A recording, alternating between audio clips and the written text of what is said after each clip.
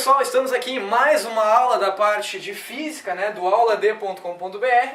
Agradeço a todos pela visualização das nossas aulas, que está fazendo o maior sucesso, né? E aqui nós vamos continuar o nosso assunto de física na chamada eletricidade, ok?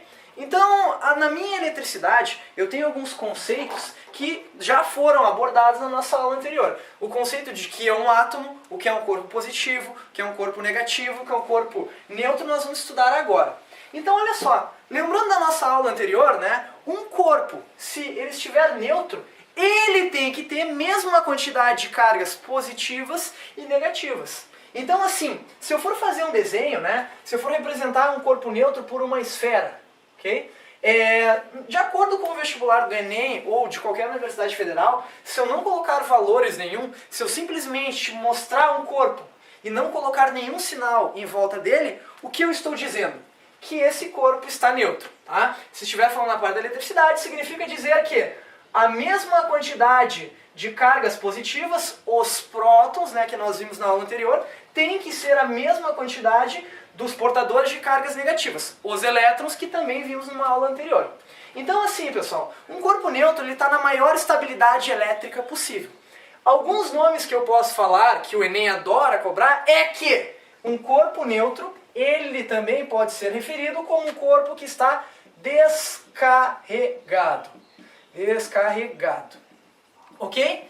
Ou seja, a carga elétrica nula dele, a carga elétrica total é nula, certo? Então, eu posso dizer que esse corpo tem carga nula.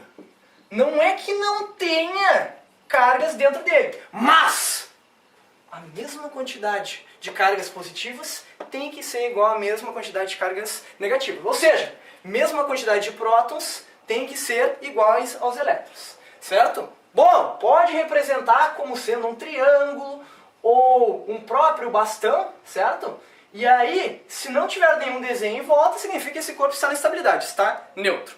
Ok? Continuando aqui no segundo momento, o que é um corpo negativo? Se tu lembrares que a partícula que tem carga negativa é o elétron, se eu for desenhar ele, pegar a mesma ideia, desenhar a mesma esfera, esse corpinho eu tenho que representar graficamente algum sinal em volta dele. Se ele está negativamente carregado, ou seja, ele tem elétrons a mais que o normal. Então, se eu for fazer um desenho deles, né, eu colocaria um triângulo onde eu vou colocar mais elétrons aqui nas pontas. Isso vai ser assunto de uma próxima aula, né? E até posso colocar um coraçãozinho. Enfim, né? E aqui eu vejo que vai ter um excesso de cargas negativas neles. Importante isso, pessoal. Excesso de cargas. Então aqui, ó, um nome que eu posso me referir a isso é que esse corpo tem mais elétrons do que prótons, né? Para essa resultante da negativa. Então esse corpo, ele tem um excesso, ok? De elétrons, tá? Excesso de elétrons é um corpo negativo.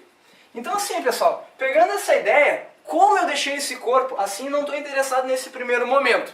Assim como eu tenho um corpo neutro, que é a maior estabilidade elétrica que eu posso ter, corpo negativo, que seja, ganhou elétrons, né? Teve um excesso, está com excesso de elétrons, eu tenho um corpo positivo, que eu vou representar aqui também, né? Só por uma esfera.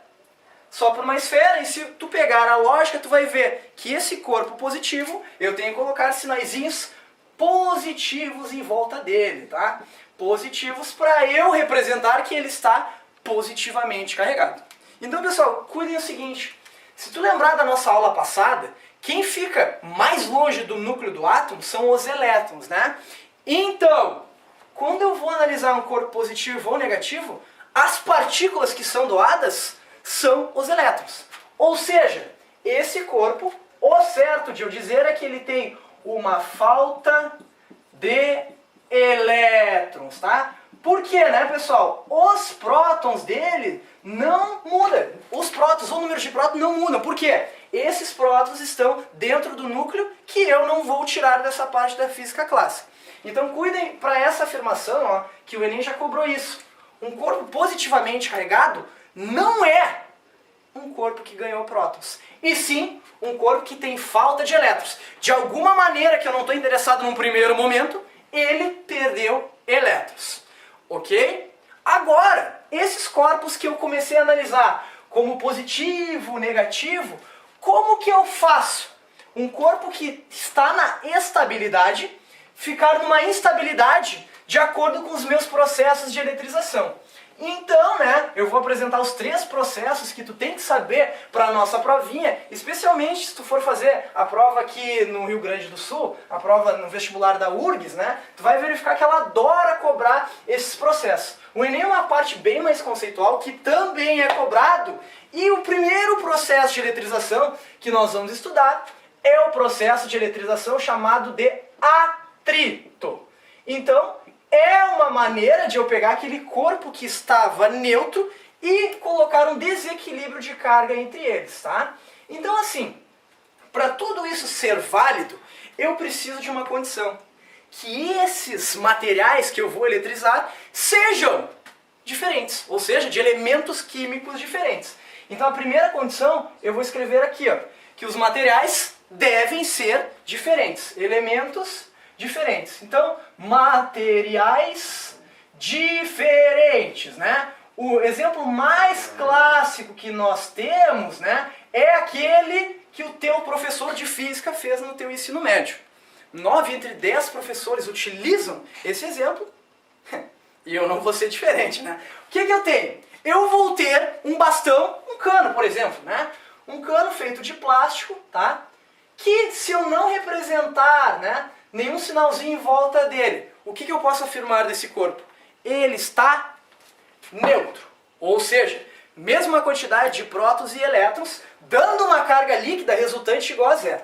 Agora, vou colocar um pano, né, o pano de seda, ou pano de lã, que o teu professor sempre cobrou, ao lado dele. Se eu não coloquei nenhum sinal em volta, significa que esses corpos estão neutros também.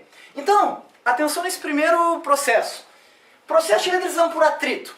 Olhem só. Isso é atrito com quadro? Minha mão não está tendo um atrito. Isso aqui eu posso caracterizar como um contato. Atrito seria eu pegar e esfregar. Eu esfregar um corpo no outro. Então, é isso que eu vou fazer com esses corpos. Eu vou esfregar eles, né? Um no outro, né? Esfregar. Ou seja, fazer um processo de eletrização por atrito. E depois, pessoal, o que eu vou analisar sobre a carga deles? Depois, né? Aqui colocando que este bastão que antes estava neutro vai ter um desequilíbrio de cargas. Ele vai ficar com uma carga positiva. Ou seja, ele perdeu elétrons para quem? Para o pano, tá? Considerando que eles sejam de materiais diferentes. Mas, professor, né? Eu tenho que saber qual corpo tem mais tendência a ganhar prótons, não, né? Ganhar elétrons? Não, pessoal. Isso na parte da física, nos vestibulares, não é muito cobrado. Mas lá na parte da química, nas chamadas eletroafinidades, que tu tem que estudar sobre a tabela periódica, isso sim é importante, né? Saber qual elemento tem mais tendência a ganhar elétrons do que os outros. Então aqui, num primeiro momento, se esse corpo ficou positivo, o que eu posso afirmar? Que ele perdeu elétrons. Bom, se ele perdeu elétrons, ele doou para alguém, né? Para o meu paninho. O meu paninho recebeu elétrons. Ou seja, se eu for falar aqui, ó, esse corpo, ele perdeu, vamos supor que cada sinalzinho, né, representa um elétron perdido. Perdeu 3 elétrons, tá? Perdeu 3 elétrons. E se ele perdeu 3 elétrons, significa que alguém ganhou, né? Olha só, o meu pano ganhou os 3 elétrons. Por que eu escrevi, né? Aqui, ó, plural, né? Por que eu escrevi em vermelho? Porque, pessoal, a quantidade de portadores de carga foram as mesmas, né? Se um ganhou, significa que o outro perdeu. Então, o que eu posso dizer sobre isso? Que a quantidade foi a mesma, mas se eu fosse fazer cálculos, que mais à frente, na nossa próxima aula, quando nós estudarmos leis de Coulomb, a lei de Coulomb, isso vai ser muito importante. O que eu posso dizer? Se esse perdeu 3 elétrons, né, significa que alguém ganhou 3 elétrons. Logo, vai ser esse meu paninho aqui, tá? Então, o que eu posso analisar? que depois do meu processo de eletrização por atrito, né, depois, o que acontece? Os sinais dos meus corpos, eles ficam com sinais opostos, né? E até mais à frente vai ver que teria uma atração entre os dois. Então depois, os corpos ficam com sinais opostos. Ou seja, um positivo e outro negativo. Corpos ficam com sinais opostos. Ok? Então, o que eu acho que pode cair, né, no Enem? Ele fazer alguma relação sobre um processo de eletrização desse, de algum material, por exemplo, um caminhão tendo atrito com ar, e te perguntar como que vai ser a carga depois. Continuando aqui, ó, pessoal, eu tenho agora o outro processo de eletrização, que é o processo de eletrização por contato. Agora sim, agora eu não vou esfregar mais nada, eu só vou encostar um corpo no outro. Logo, esse processo de eletrização por contato, né, não que ele não ocorra se os materiais forem diferentes, tiverem dimensões diferentes. Mas tudo isso que eu estou falando agora, que é o mais frequente, né, nos vestibulares, é para materiais idênticos. O que significa, né, materiais idênticos? Por exemplo, tem o corpo A, uma esfera de raio de 10 centímetros. A minha esfera B, que eu for fazer o contato, tem que ter o mesmo raio da esfera A. Então assim, se eu for representar elas aqui, ó, a minha esfera A e a minha esfera B, não vou mais fazer sinais em volta delas. Por incrível que pareça, elas são idênticas, né? De acordo com o meu enunciado. Se eu disser que essa carguinha aqui, ó, vai ter uma carga QA de mais 10 coulombs. Na aula que vem eu vou explicar melhor o que significa esse coulomb, que é a unidade que eu me refiro à carga elétrica. Ou seja, uma coisa a gente já tem condições de descobrir. Se tem uma carga de mais 10 coulombs, significa que ele tem uma carga positiva. Ou seja, ele perdeu elétrons, tá? De alguma maneira que eu não estou interessado.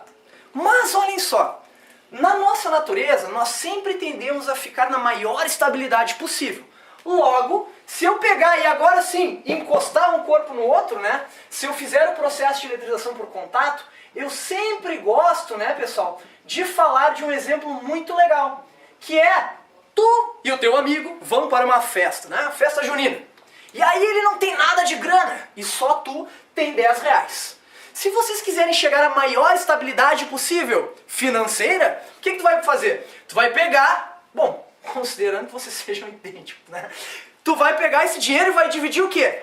Igualmente entre os dois. Se somando o dinheiro de vocês dois, tu que tem 10 reais e o teu amigo que não tem nada, a somatória da grana de vocês vai ser quanto? 10, né? Se eu tentar ficar na maior estabilidade possível, cada um vai ficar com mais 5 coulombs de carga. E é isso que ocorre, né, no processo de eletrização por contato. Logo, se eu for colocar as duas esferas, né, de novo, tem que ser idênticas para isso que eu estou dizendo. Tá? O caso que elas não sejam idênticas, eu vou falar numa próxima aula. O que tu vai fazer? Tu vai colocar o sinalzinho de carga, mais 10 coulombs, e aqui tu vai colocar 0. Bom, se tu vai tender a ficar na maior estabilidade possível, depois disso tudo, né, cada um vai ficar com mais 5 coulombs de carga, né? Então aqui eu vou ter o corpinho a minha esfera, e aqui eu vou ter o meu corpinho B ao lado com mais 5 coulombs de carga cada um. Então até vou representar de vermelho para a gente analisar isso, ok? Mais 5 coulombs. Tá, professor, mas na escola eu aprendi uma equação para relacionar tudo isso. Existe? Bom, existe, né? Mas eu sou sempre a favor, antes de tu tentar decorar a equação, tu entender o conceito. Pensa, os corpos sendo idênticos, eles vão tender a ficar na maior estabilidade possível. Tá, mas eu quero conta, eu quero conta. Bom, toma a equação então, criatura. Carga final deles vai ser QA mais QB sobre 2, né? Porque se tu tiver 2 corpos para dividir, tu vai pegar o valor dessa carga e dividir por 2, que nem o exemplo da grana. Professor, se tiver 3 corpos, bom, QA mais QB, talvez um QC sobre 3. Então, as continhas, né, vai ficar o quê? QF, QA vale quanto de carga? Mais 10 coulombs. E QB tem 0. 0. Dividido por 2, 10 sobre 2 dá o meu 5, que vai corresponder à carga de cada um dos meus corpos, tá? Mais 5 coulombs, tá? Que vai ser a carga que cada um ficou.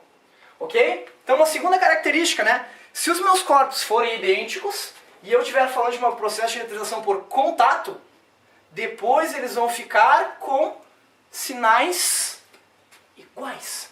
Diferente do processo de eletrização por atrito, que os sinais ficam diferentes. Ok? Agora, pessoal, importante da gente ver também é o último processo de eletrização, que é o mais abordado no Enem. Vou ser sincero, até nas últimas provas não foi muito mencionado o processo que eu vou falar agora direto, né?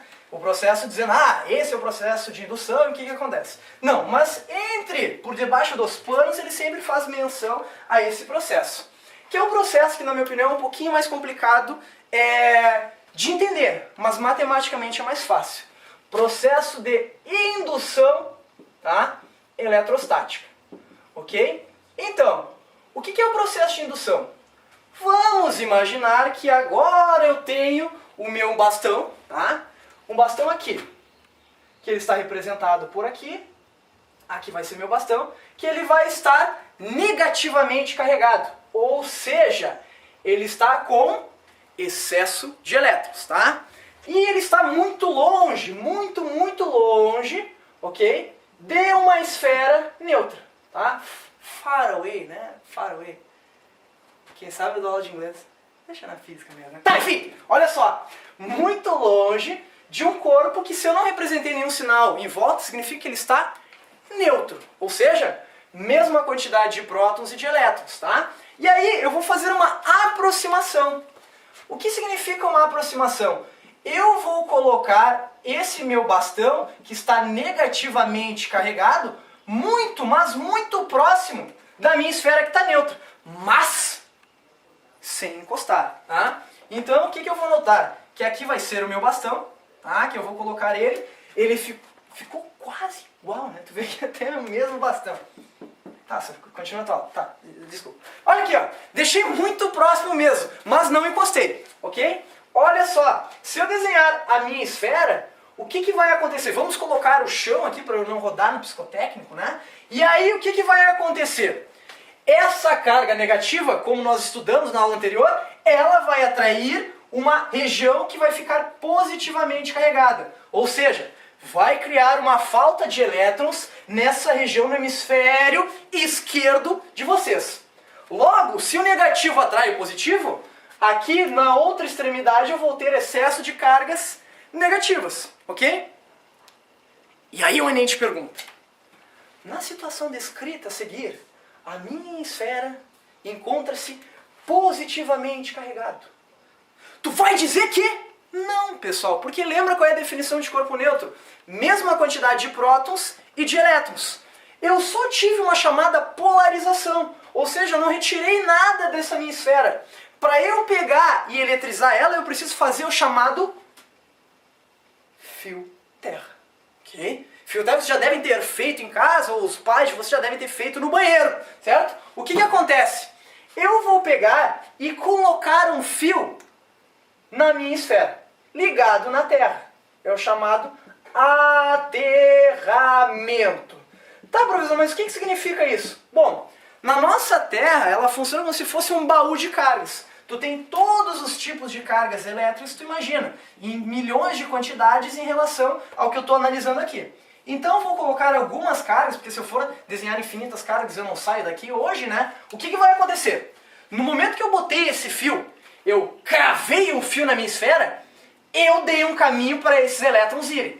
Então, agora, eles como têm um caminho, um fio condutor, que numa aula posterior nós vamos estudar o que é condutibilidade, né? Eles vão pegar e vão descer para a Terra, né? Para se anular com cargas positivas. Então, eu vou ter esses elétrons descendo aqui, né? Lembra, o sinalzinho de elétrons é o E com menos embaixo. E cada um deles, ó, vai se anular com uma carga positiva aqui de baixo, né? E aí, sim, só depois disso, só depois de ter feito esse fio terra, posso até pegar e cortar esse aterramento, aí sim, agora eu terminei meu processo de indução. E agora sim, o meu corpo ficou positivamente carregado. Agora eu posso dizer que ele ficou positivamente carregado. Ficou positivo. Mas professor, esse fio terra necessariamente precisa ser um fio? Não, ele pode ser o teu dedo. Se por acaso tu tomar banho num chuveiro que foi mal instalado, ou seja, tu não ligou o terceiro fio, o fio terra, que geralmente é o verde, caso possa cair uma descarga elétrica, tu vai fazer o papel desse aterramento. Ou seja, né, esse excesso de carga que vai ter no teu registro vai passar em ti com o intuito de neutralizar aquele excesso de carga que ficou. Ok, pessoal? Então agora eu vou fazer um experimento para demonstrar sobre isso, usando os eletroscópios, né, que já foram mencionados, não no Enem, mas na UF de Santa Catarina já foi mencionado, alguns vestibulares anteriores, no funcionamento de um eletroscópio, certo? Então prepare-se agora para o experimento que vai surgir agora na nossa área de filmagem. Então, pessoal, como prometido, né, irei demonstrar o experimento com os eletroscópios. No primeiro momento vou apresentar eles. Eles funcionam, né, para eu demonstrar quando o meu corpo está induzido ou não. Ou seja, que nem na esfera que nós acabamos de ver, eu vou notar que esse eletroscópio ele tem uma dimensão um pouquinho menor desse aqui do teu lado, né? Então, vamos demonstrar o processo. O legal disso é que eu já faço uma revisão de dois processos que nós estudamos agora. Então, um bastão feito de cano PVC, aquele que tem nas instalações hidráulicas da tua casa, tá? E tenho também um pedaço de papel, ou seja, materiais diferentes. Se eu pegar esse pano e esse cano e esfregar um cano no bastão, eu verifico que eu estou utilizando o primeiro processo que nós aprendemos, o processo de eletrização por atrito. Ou seja, se esse corpo ficou positivamente carregado, necessariamente esse bastão ficou negativo, tá? E no momento que eu aproximo ele do meu eletroscópio, eu vejo o quê? Que eu estou induzindo o meu corpo, fazendo com que cargas de sinais opostos fiquem concentradas ao longo do meu filete. No momento que eu tiro, né, é que nem quando eu aproximei o meu bastão da minha esfera. Eu simplesmente tive uma polarização de cargas, tá? Que eu noto que esse meu filete tem uma deflexão um pouquinho pequena, certo? Se hoje o clima está meio úmido, se fosse seco, se tivesse pouca umidade no ar hoje, isso iria funcionar de uma maneira mais visível. Então aqui eu também tenho um outro eletroscópio pequeno, né, que eu vou demonstrar aquele processo de contato que nós vimos, ó, que se eu encostar ele no meu filete, ele fica deflexionado. Ok? E aí, num instante de tempo posterior, ele descarrega. Então, o bacana desse experimento é que o que essas universidades, especificamente a UFSC, já fez? Ela te demonstrou essa mesma situação que eu estou te mostrando, tá? Que é um eletroscópio deflexionado e te perguntava se o corpo estava neutro, se ele estava negativo ou positivo. Lembrando, se eu não encostei ainda um corpo no outro, ele está neutro ainda, ele simplesmente está polarizado. Ok, pessoal? Então esse é um experimento que nós utilizamos com o eletroscópio. Se tu quiser aprender a fazer dê um like aqui no nosso canal e me mandem um e-mail que eu te ensino a fazer isso. Então, pessoal, esse foi o experimento demonstrando a eletrostática num eletroscópio. Quem tiver interesse em montar um eletroscópio, me mande um e-mail ou comente aqui embaixo no vídeo que eu te mando um arquivo para montar esse eletroscópio. Se tiver uma curiosidade de mostrar para crianças ou para seus familiares, tu pode demonstrar, ou em algum trabalho de ciências da escola, né? Demonstra a chamada eletrostática com o eletroscópio. Pessoal, a nossa aula vai ficando por aí. Muito obrigado pela atenção. Não deixe de assistir as nossas outras aulas aqui do auladê.com.br. Muito obrigado pela atenção. Eu sou o professor G. Pegoraro, mas nunca se esqueçam que a física esteja com vocês. Tchau, tchau, pessoal.